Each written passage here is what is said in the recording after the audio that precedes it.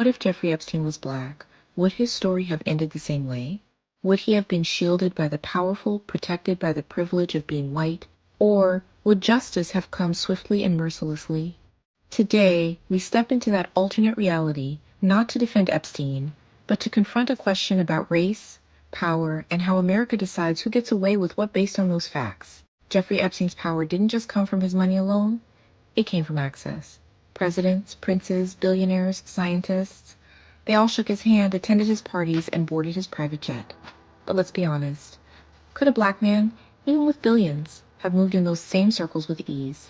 Black wealth has always been treated with suspicion in elite white spaces. Historically, no matter how much money a black man has, he is rarely granted the same unspoken trust or invisibility that protected Epstein for decades.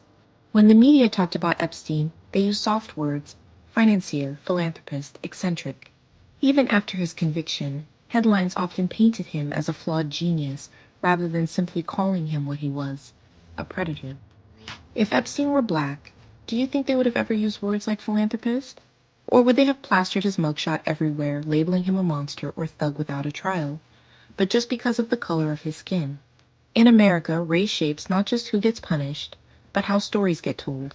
In 2008, Epstein struck one of the most lenient sweetheart plea deals in U.S. history. 13 months in a private wing of a county jail, with work release 6 days a week? That's not justice.